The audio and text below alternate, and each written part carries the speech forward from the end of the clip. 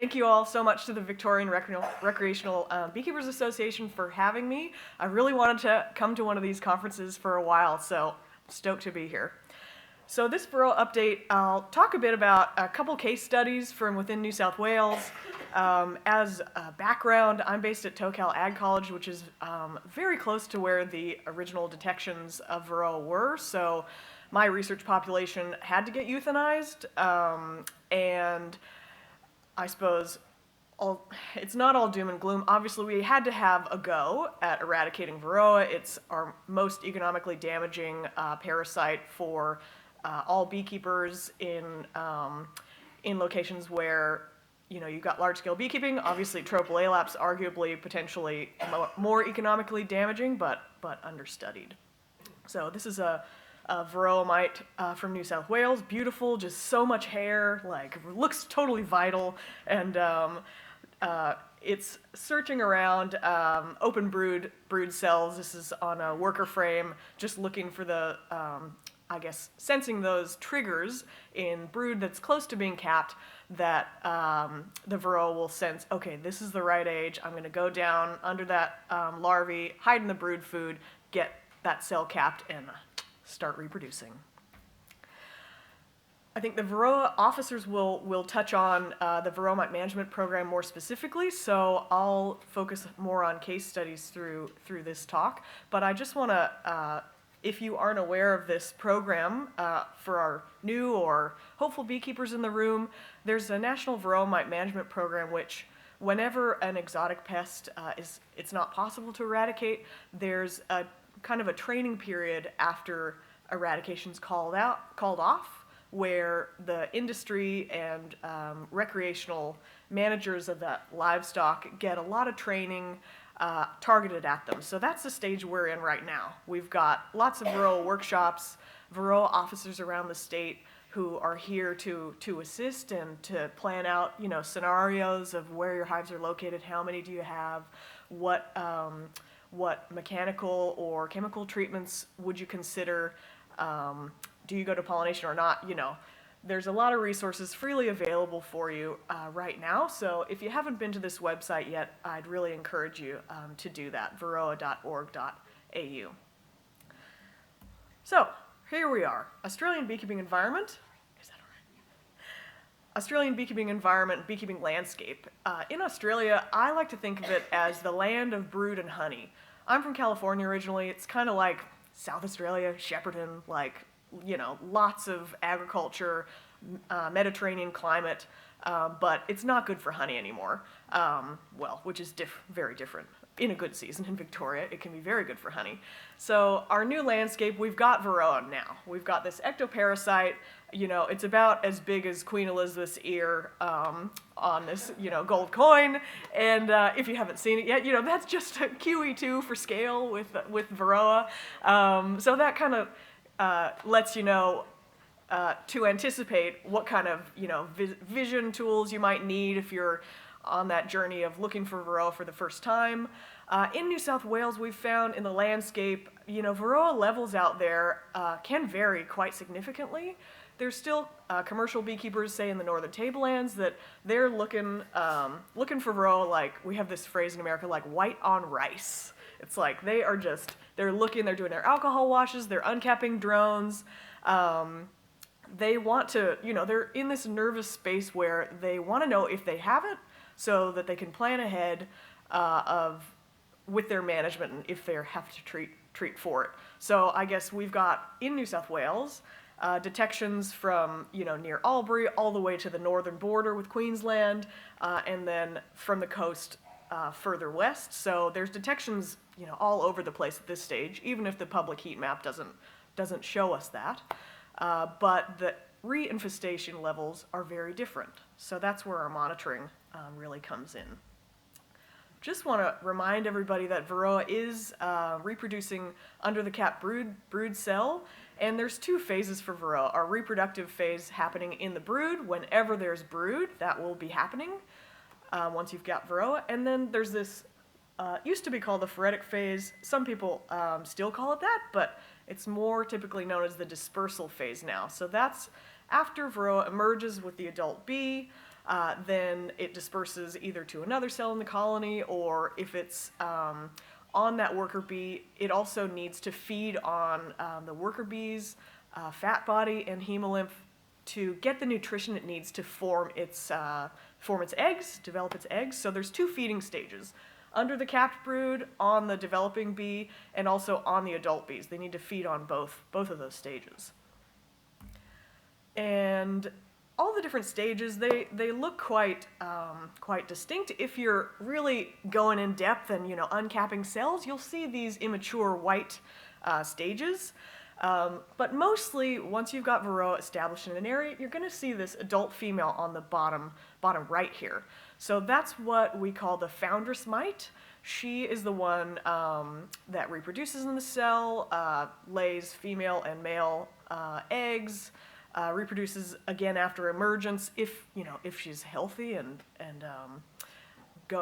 all systems are going well for Varroa. So when you're looking at, say, drone uncapping, you might see, if you're looking really closely, these immature stages. So our adult male is on the top right, and all these immature stages, the white ones, they don't have a hardened shell, so if the bee emerges, and those ones haven't matured and hardened to this maroon kind of color, they'll dry up and they'll die, which is a good news story.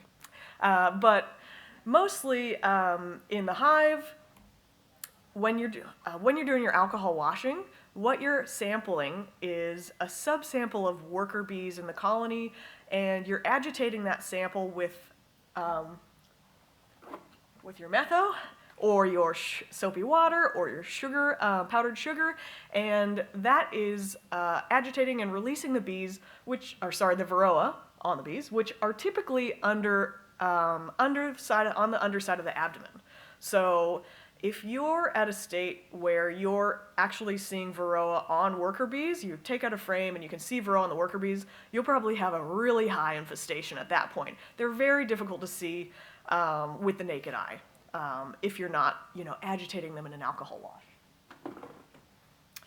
And why they're under there is there's, soft tissues in between these segments that they can pierce with their piercing, sucking mouth parts to access that fat body and hemolymph bee blood. So, New South Wales, some of you, if you're members of the association, might have seen or read a case study that I put together, the first hive that I got back in the previous eradication zone at Tocal. So timeline-wise, in September of 2023, eradication was called off. I found a swarm in my mother-in-law's backyard in an old bird box. It was only a little milk bottle filled, small amount of bees. And it was, not well. Like, that size of a swarm, there's something wrong there if it's that small. And it seemed like, when your pet gets sick, they're kind of like, ugh. This little bit of bees seemed demoralized to me. It was making wax in the bird box, but I thought, okay, there's 2 things I could do here. Wash the whole thing and kill all the bees and see how many mites there are in total.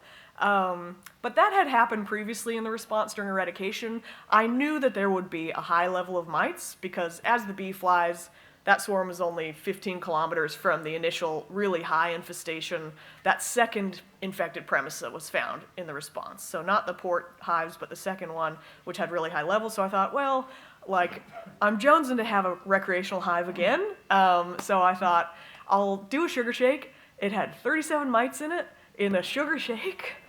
So that's 12% infestation. I thought, right, okay, I'll hive it because I'm just a desperate bee freak. I've got my commercial work hives, research hives, out in the biosecurity blue zone, but I want one recreational hive. Beekeepers, they love a busman's holiday, right? So had that one going, and I put it in a box. This little pissing little swarm was still making wax in the bird box, so I thought, this is gonna we'll just see. It's probably going to do well. I put it on all foundation in an 8-frame box, no feed, 2 strips of Baverol because it didn't have the bees, it wasn't filling out a full 8-frame box. 2 strips of Baverol, sticky mat underneath, protected sticky mat, and in 2 weeks, 505 mites dropped out of that swarm. So if you have no brood, the mites, they're all on the bees, right? And for that swarm, I encourage you to go back and look at that case study if you can, because over the season from September 2023, that full season, it produced just under 60 kilograms of honey. I pulled out drone frames. So I trapped mites after I did the initial Baverol treatment. I thought, right, I'll have a go at, drone trapping, because that's what we did in California with Sucobi. We did a mixture of drone brood trapping, oxalic acid drizzle, and Apiguard treatment. That was our routine. So I thought, well, we'll have a go. Like, I know, based on the mites in that swarm and other examples from the Varroa response, that it was a high reinfestation zone. And that proved to be the case over that whole season. So this alcohol wash is from that hive, and this is at 20 mites in a wash. And at 20 mites in the wash for this particular location and hive, 8-frame hive that had 2 supers on at the time, ideal supers, in terms of what the brood looked like, there was only initial signs of it being uncapped, a couple cells here and there, and they were pulling out pupae. So initial signs, not parasitic mite syndrome yet, but a tipping point where if you don't get that level down immediately, the production impacts are already happening here. But in terms of hive survival, you're pretty right at 20, but we'll go back to the threshold levels too. So we started here, and I guess I'll come back to this slide. We started there, now we've got Varroa pretty well spread at different levels across New South Wales. This is our public-facing map where, beekeepers in New South Wales, they are, and across Australia, if they find Varroa, they need to report it. Obviously, it's not always being done, so this is our best estimate of spread based on the public reporting, but we can assume that it's spread throughout New South Wales at different levels, and if beekeepers haven't found it yet, they will soon, like in early spring at the latest. So back to that little swarm hive. So after the Baverol treatment, I had drone come in during the whole Baverol treatment as well. On the one side that they'd drawn the foundation, the queen had laid in during the Baverol treatment, there was only eight mites, so that was providing good control. Any mites, within the hive, but also being brought back in from foragers. Maybe they're coming into contact with a hive that's declined because of too high Varroa levels. They might be opportunistically robbing and bringing mites back. This photo here is my drone frame that I've uncapped after it's been capped over, and all these mites, I know they're foundress mites because of the age of that capped brood. It's just been capped, say 24 hours, under 24 hours, so they haven't had the chance to lay any eggs or have any of their progeny mature to that color. So these are all the initial mite that have come into that cell, and I sent this photo to some mates in the US, and they were just like, that's like huge reinfestation, as one example. And so that's why it's so important, if you're considering, drone trapping, that you understand as soon as that frame is capped, you need to keep in mind when that emergence date is. You need to remove it before that time, because mite reproduction in drone brood is like chef's kiss. Average 2.5 progeny can develop in that, longer capping cycle versus the worker brood, it's like 1.5 average. So you can really set yourself up for a hard fail with this if you're not careful. And when you're looking at, this is just another slide just to show what the different life stages are like. In Victoria right now, we've got 2 known cases. So I thought I'd put up the latest heat map here, and it's a very different scenario in Victoria compared to New South Wales. In New South Wales, we had the eradication attempt. We had high levels of mites in different areas of the coastline. So I guess in Victoria, as far as we know, we're starting from a very low point of infestation. You guys have cooler winters. It's been a crap season, so probably less drone production, maybe no active drone production at this point. Is there anybody have active drone production now? Okay, lucky few, yes. for late season autumn queens. So I guess I would recommend, based on the New South Wales experience, whenever the weather's good enough, to be doing a selection of alcohol washes or soapy water. Sugar shake, we don't recommend in New South Wales because it's so humid there, it's not that accurate. Might be different in certain areas of Victoria, and also it's not 100% non-lethal either. Like, bees breathe out of these spiracles, these little holes in the side of their body, and you can imagine, like, clumpy fine-grained sugar particles might bugger that up a bit. So with the Victorian situation, I recommend people to alcohol wash once a month whenever there is brood present, and the National Varroa Mite Management Program does as well. With this little swarm hive that I established from September, right after the Varroa eradication, from September through to May, I alcohol washed that one hive 13 times. So productive population, great queen, good brood pattern, like no other health issues.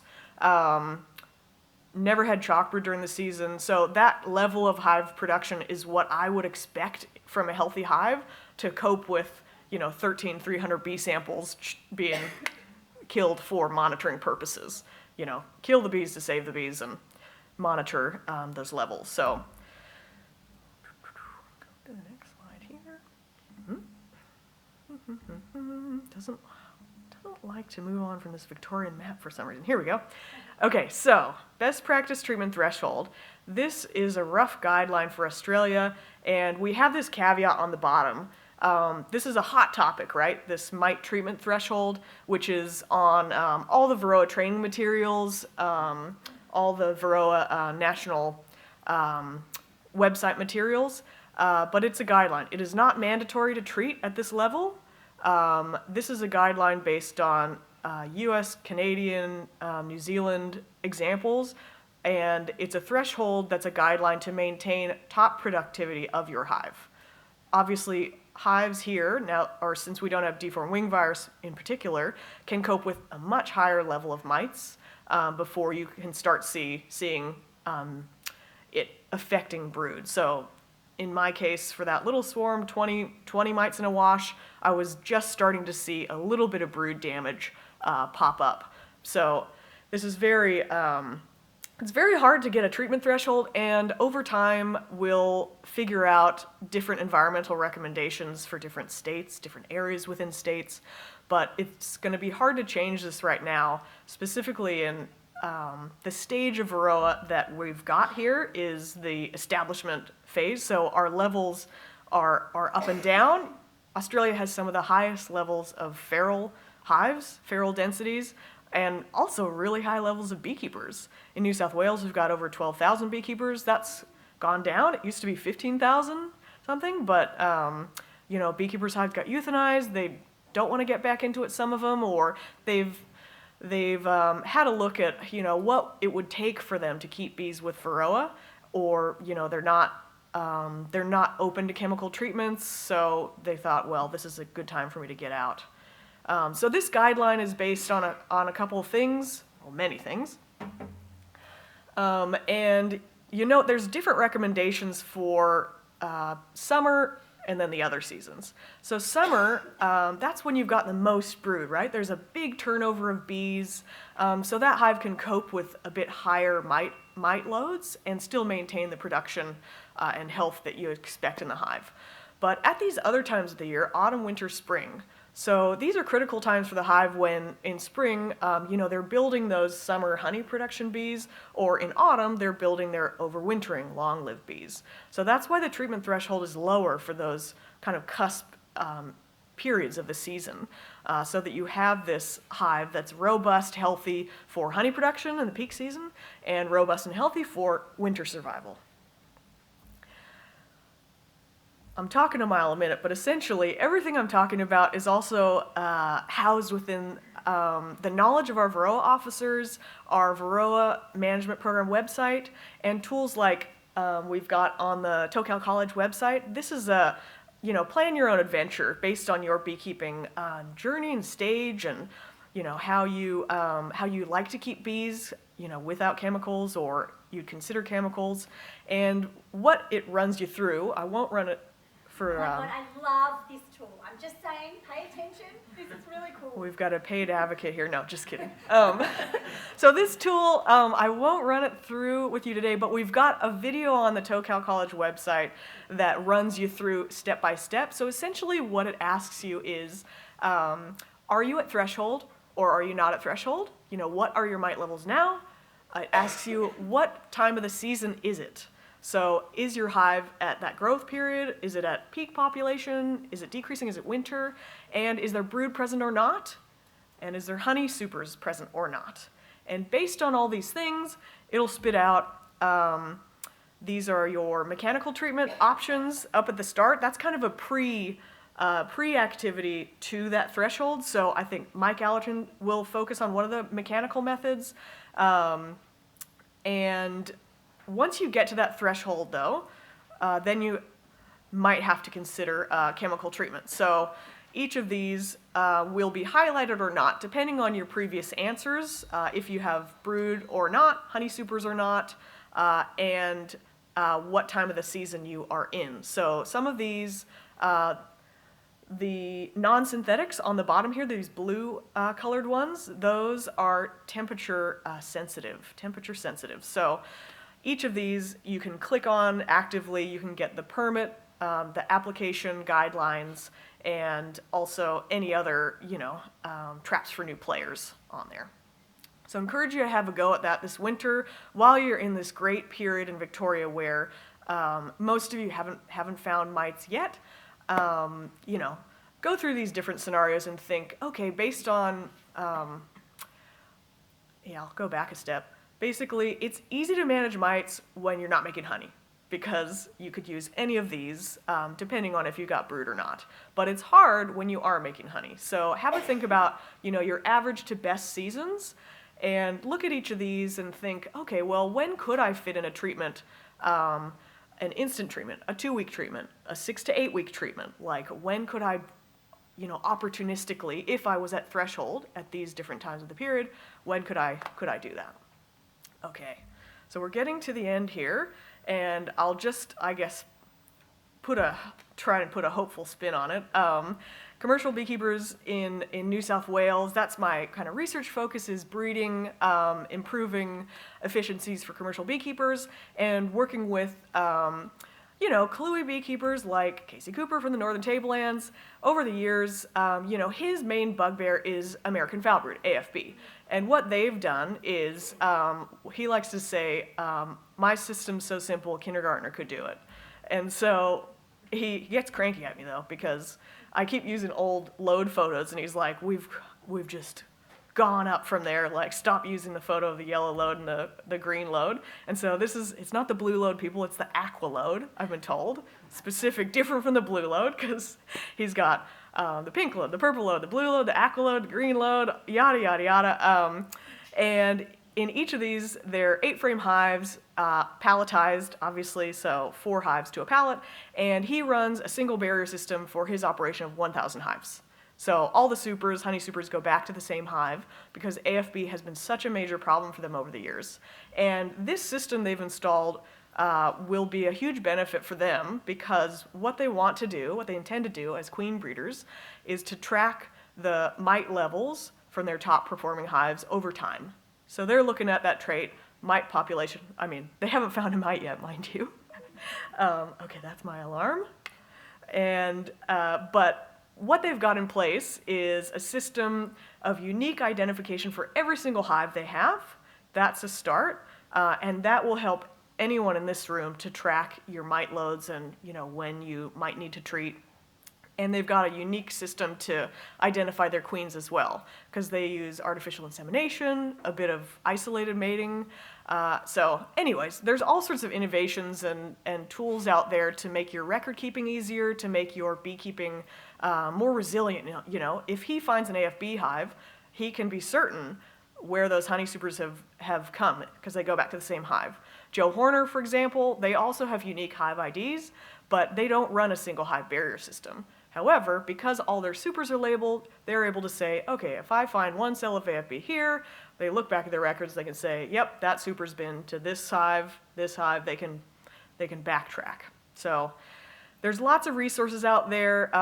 Within your beekeeping clubs, you've got generations, and you can be a generational beekeeper or a new player, and there's so much information out there in order to improve your beekeeping or your outcomes for managing Varroa as you get it here, that, I don't know, it's a tough time, it's an anxious time for you guys, but I guess I'd recommend that you get in touch with your Varroa officers while you've got them, go to conferences like you're doing right now, it's a great thing, and don't be shy to get to monitoring, because you don't want to go down the track and see, okay, you lift up a frame, the bees seem a bit off, and then you're like, oh, okay, I've got mites I can see on the back of my bees. That's it's a bit far gone. So don't be shy with your monitoring. So I'll wrap up and maybe have time for a couple questions, but Liz Frost is my name, and mostly I'm focused on queen breeding, a little bit of pollination research. We've got a new free manual out if you're a queen breeder on how to set up unique hive IDs and how to track your queen pedigree accurately. Different downloadable spreadsheets as well if you want to track things like the traits you want in your beehive. And you can find more from us on Facebook and LinkedIn. We've got Professional Beekeepers Extension website. We've got a group on Facebook. And yeah, otherwise, you can find me beyond Nutbush City Limits, also on Facebook. Yep. Oh yeah, and I forgot to do my joke. So for all those drone, okay. Any questions? Let her do a joke. Go joke. Okay, so Joe gave me a prop and I totally forgot to use it. But anyways, for the 8 drone comb frames that I took out, I was a real freak, and I uncapped every single cell and counted all the mites that I could see. And over that first season, when I made just under 60 kilograms in that recreational hive in a really high infestation zone, I counted over 2,000 mites that I'd trapped in here and removed. So it was, anyway, I won't be doing that anymore. But so now I'll just be, freezing these for, 24 hours and scraping it off and try not to get RSI from it. You need an American hive tool for that, folks, okay? Not an Australian hive tool, or as we call it in America, a Canadian hive tool. And so thank you for the Beckers for allowing me to utilize your